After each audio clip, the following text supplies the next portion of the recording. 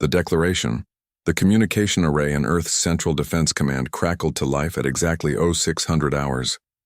Commander Rachel Morrison was halfway through her morning coffee when the priority alert flashed across every screen in the facility. Within minutes, the command center filled with personnel, their faces showing concern as they took their positions at various stations.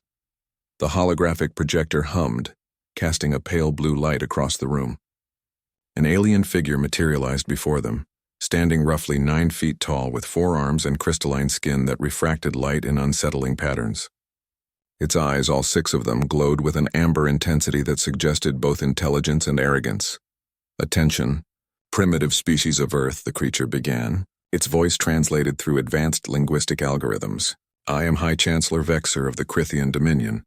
We represent 417 worlds across this sector of space. Your continued existence violates our territorial claims. We have observed your pathetic attempts at colonization in the Outer Rim territories. You have established settlements on 2 worlds that fall within our sphere of influence." Commander Morrison set down her coffee cup and leaned back in her chair. Around the room, other officers exchanged glances. Some raised eyebrows. A few covered their mouths. High Chancellor Vexer continued, apparently oblivious to the reaction his message was generating.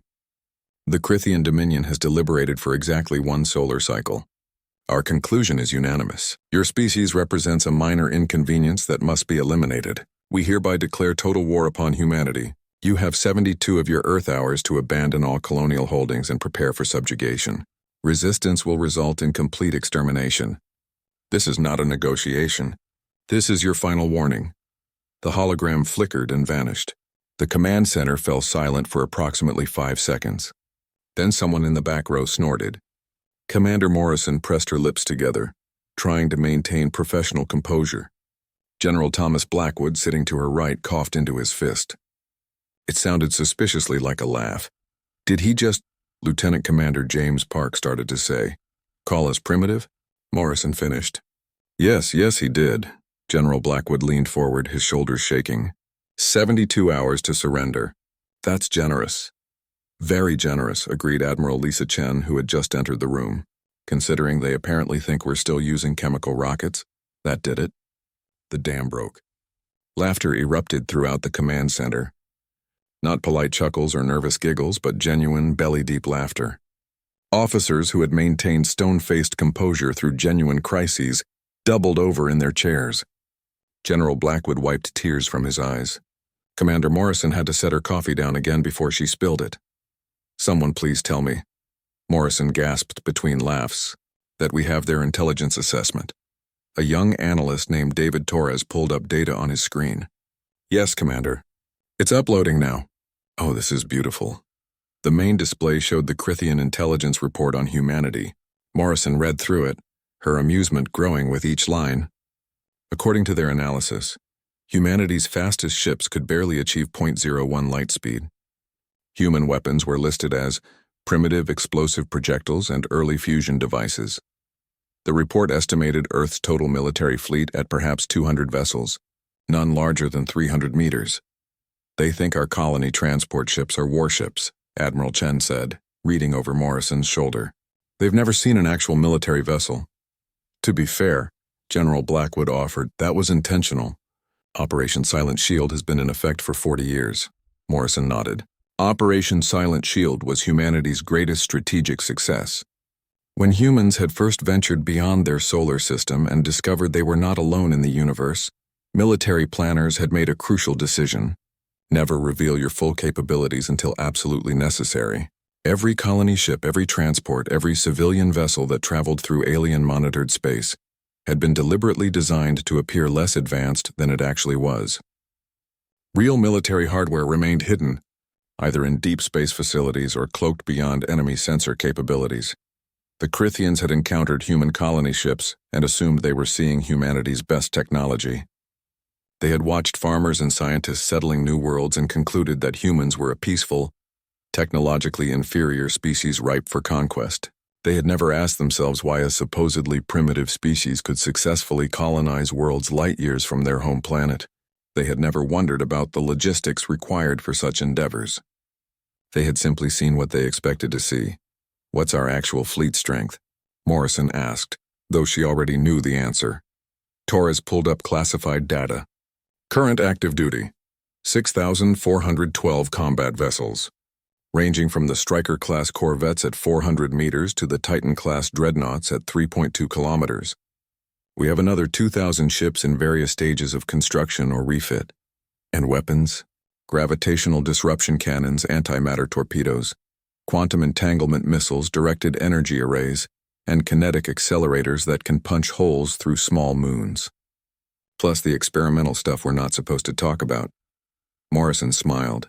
The experimental stuff? Torres grinned. Let's just say that if we really wanted to make a statement, we could relocate their home planet to a different star system. Theoretically. Admiral Chen walked to the central holographic display and pulled up a tactical map. Here's what we know about the Crythian Dominion. They control 417 worlds, as Vexer mentioned. But control is the wrong word. They administrate them. The Crythians haven't fought a major war in 600 years. Their military exists primarily for enforcement and intimidation. They're very good at subjugating pre-spaceflight civilizations. They've never faced an opponent with comparable technology. And they definitely haven't faced an opponent with superior technology, Blackwood added, which we have.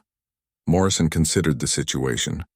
The Crythians had made a catastrophic miscalculation, but they didn't know it yet. The question was how to respond.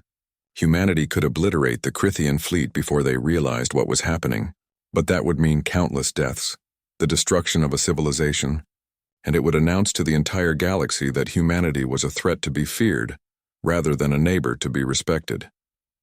We need to educate them, Morrison said finally, but gently. We didn't spend 2 centuries avoiding galactic conflict just to start one now. Agreed, Chen said, but they need to understand that attacking us is a mistake they won't survive. Morrison turned to her communications officer. Prepare a response. Keep it polite but firm, and someone get me Captain Sarah Reynolds. Her ship is closest to the rendezvous coordinates they specified. The communications officer nodded and began typing. What should the message say? Morrison thought for a moment, then smiled. Something like this. To High Chancellor Vexer and the Crythian Dominion. We acknowledge receipt of your declaration of war. We appreciate the 72-hour notice, though we must respectfully decline your generous offer of subjugation. Regarding the 2 colony worlds in question, we are willing to discuss territorial boundaries through diplomatic channels. However, we feel it would be beneficial for both our peoples to meet face-to-face before any unfortunate misunderstandings escalate further. We will be at the coordinates you specified in 72 hours. Please bring your full fleet. We want to ensure there are no communication errors. Signed, Commander Rachel Morrison, Earth Defense Command. The communications officer finished typing and looked up. That's perfect. Should I add anything? Yes, Admiral Chen interjected. Add a postscript. We suggest you review your intelligence data on human capabilities. Some of it may be incomplete. The message was transmitted within minutes, traveling faster than light through quantum communication channels. The command center settled into focused activity as personnel began preparations for what was coming. Despite the earlier laughter, everyone understood the gravity of the situation. The Crythians had declared war. Humanity would respond, not with aggression, but with a demonstration that would prevent future conflicts. General Blackwood pulled up deployment orders. I'm authorizing the mobilization of Third Fleet. That's 800 ships. More than enough to make our point without appearing overtly aggressive. Make it 1,000, Morrison said, and have them arrive in stages. Let the Crythians see exactly what they're dealing with piece by piece. Across human-controlled space, military vessels began moving into position. Ships that had been hidden for decades emerged from their concealment. Crews that had trained endlessly for a war they hoped would never come received their deployment orders with grim determination. Humanity had spent 200 years preparing for this exact scenario. Not hoping for it, but preparing nonetheless. Captain Sarah Reynolds received her orders aboard the UESS Relentless, a Vanguard-class destroyer currently on patrol near the disputed border zone. Her ship was one of the newer designs, sleek and lethal, bristling with weapons that could crack a planet's crust if necessary. When the communication from Earth arrived, she read it twice, then called her senior staff to the bridge. Ladies and gentlemen, Reynolds announced, we've just become the welcoming committee for a very confused alien empire. They've declared war on humanity under the assumption that we're an easy target. Our job is to correct that assumption without starting a massacre. Her executive officer, Commander Marcus Webb, raised an eyebrow. They really don't know, do they? Apparently not, Reynolds confirmed. Earth Command wants us to give them a demonstration. Nothing lethal unless they fire first. But we need to make it clear that attacking humanity is the worst decision they could possibly make. The bridge crew erupted in grins. They had trained their entire careers for combat but had never seen action. The idea that they would finally get to show what human engineering and tactics could accomplish was both terrifying and exhilarating. How long until the Crythian fleet arrives? Webb asked. 68 hours, Reynolds said. Plenty of time to prepare a proper reception. In the command center on Earth, Morrison watched the tactical displays update in real time. Every human military vessel in range was moving into position.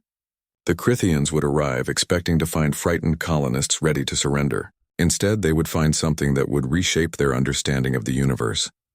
This is going to change everything, Admiral Chen said quietly. Morrison nodded. The galaxy is about to learn that humanity isn't prey.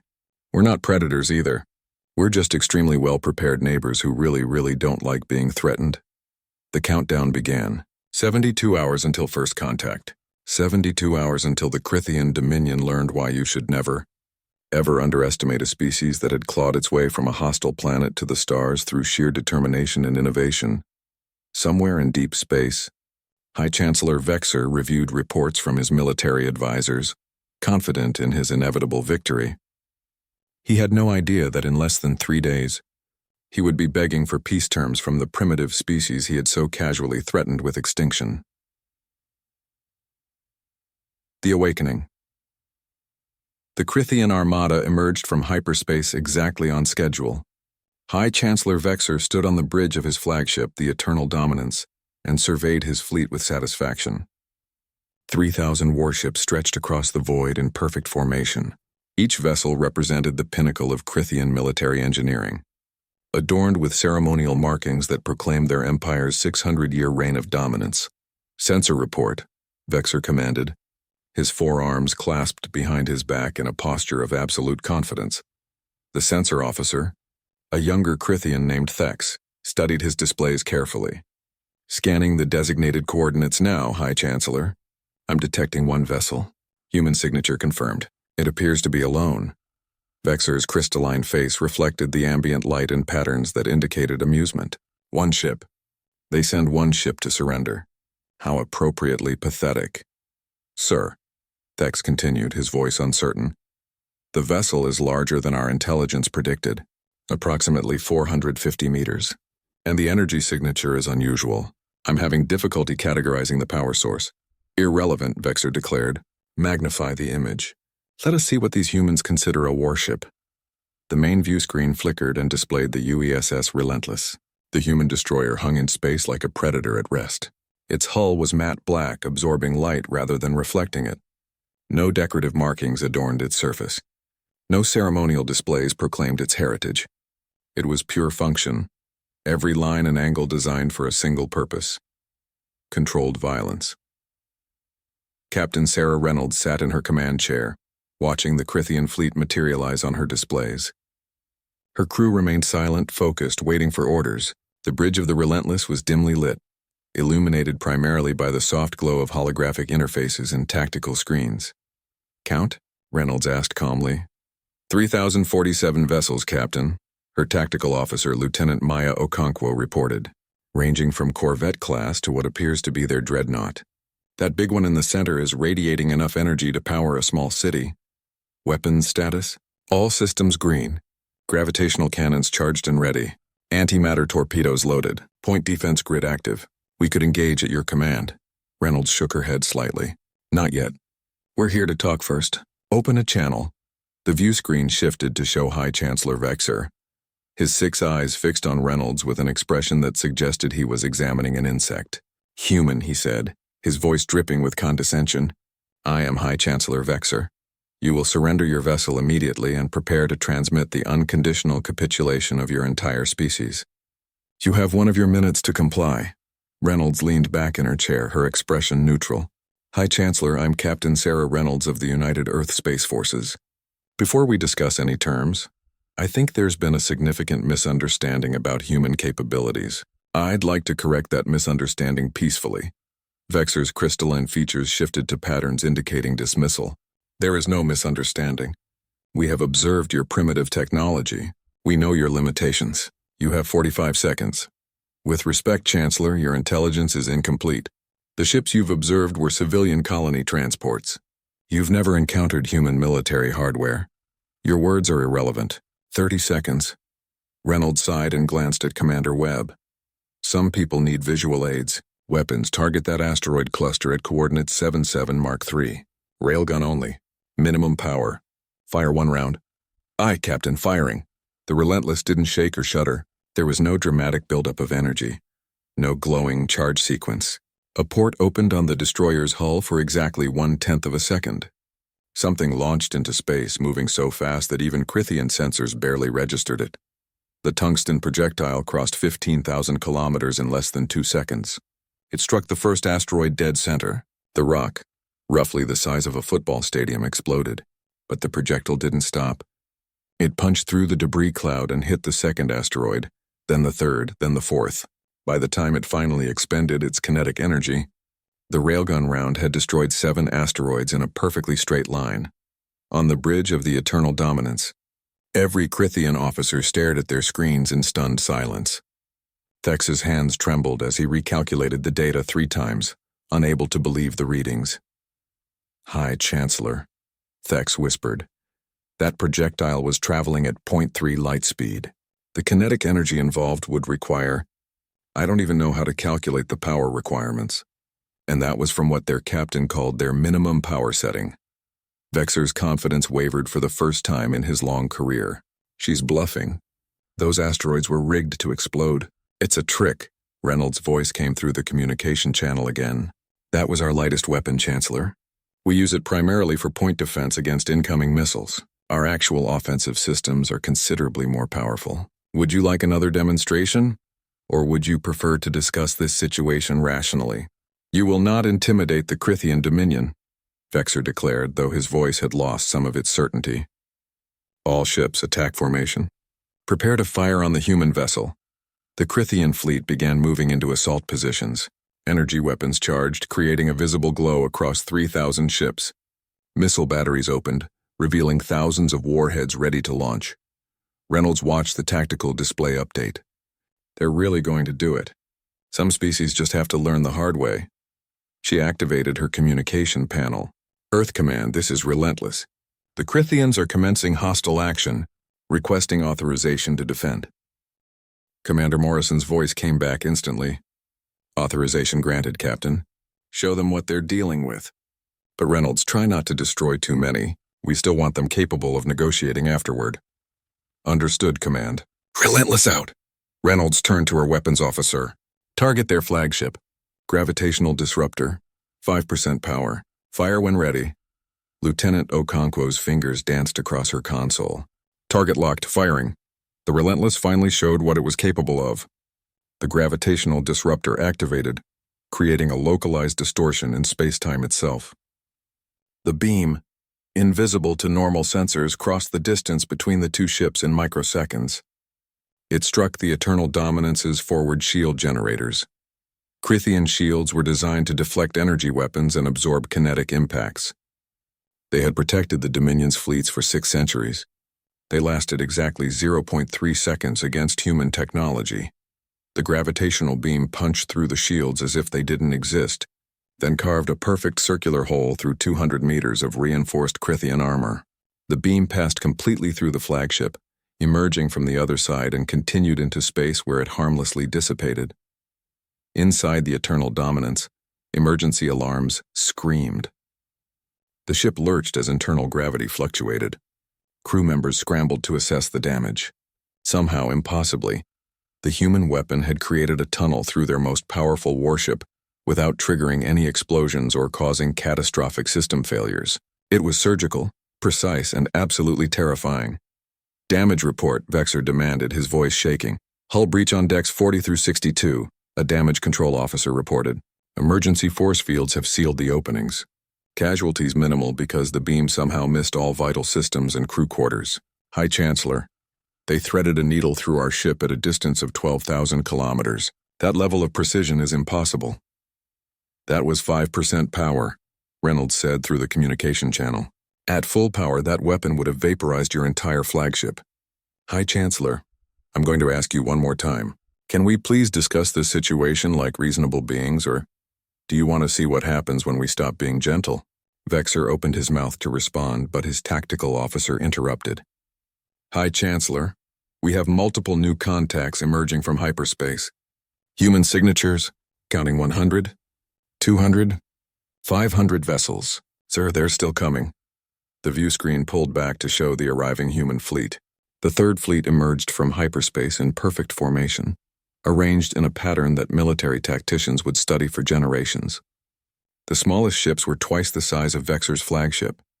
The largest vessels defied comprehension, floating in space like mobile fortresses 3 kilometers long. Each ship was built along the same functional aesthetic as the Relentless. No wasted space, no decorative elements, just pure military efficiency. Their hulls were dark, their weapons numerous, and their energy signatures off every scale the Crethians possessed. 1,000 ships, Thex reported, his voice barely a whisper. All human, all military grade. High Chancellor, our entire intelligence assessment was wrong. Completely catastrophically wrong. Admiral Lisa Chen's face appeared on a secondary screen. She wore the dark blue uniform of Earth's Space Forces, her expression serious but not hostile. High Chancellor Vexer, I'm Admiral Chen, commanding 3rd Fleet. I believe you've met Captain Reynolds. She's one of our more diplomatic officers, which is why we sent her to greet you. Now, I'm considerably less diplomatic, so let me be very clear about your situation. The tactical display shifted to show comparative data between Crithian and human vessels.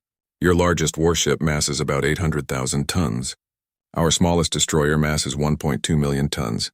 Your shields failed against 5% power from one weapon on one ship.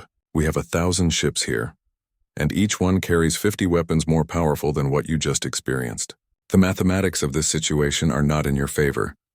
Vexer stared at the displays, his mind struggling to process the impossible reality before him. How, he finally managed. How did we not know? Because we didn't want you to know, Reynolds answered. When humanity reached the stars, we made a decision. We would explore. We would settle new worlds, but we would do it quietly. We would appear non-threatening to any species we encountered. We hoped that if we seemed peaceful and primitive, we could avoid conflicts while we learned more about the galaxy.